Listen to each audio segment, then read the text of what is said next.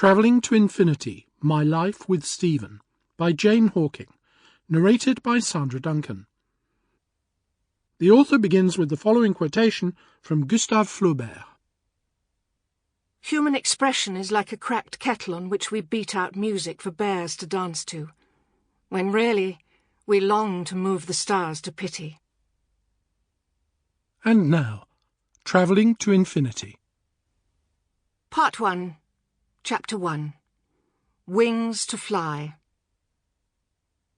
The story of my life with Stephen Hawking began in the summer of 1962, though possibly it began 10 or so years earlier than that, without my being aware of it.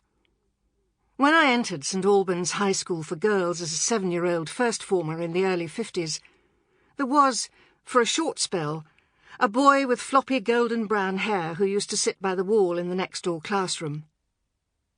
The school took boys, including my brother Christopher, in the junior department, but I only saw the boy with the floppy hair on the occasions when, in the absence of our own teacher, we first-formers were squeezed into the same classroom as the older children. We never spoke to each other, but I'm sure this early memory is to be trusted, because Stephen was a pupil at the school for a term at that time, before going to a preparatory school a few miles away.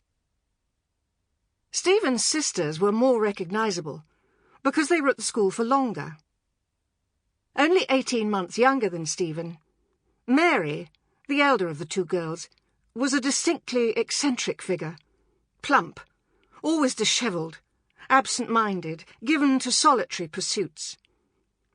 Her great asset, a translucent complexion, was masked by thick, unflattering spectacles.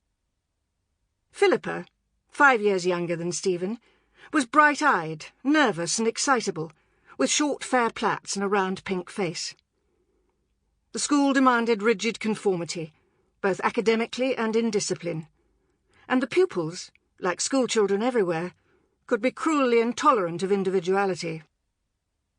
It was fine to have a Rolls-Royce and a house in the country, but if, like me, your means of transport was a pre-war Standard 10, or even worse, like the Hawkings, an ancient London taxi, you were a figure of fun, or the object of pity and contempt. The Hawking children used to lie on the floor of their taxi to avoid being seen by their peers. Unfortunately, there was not room on the floor of the Standard 10 for such evasive action.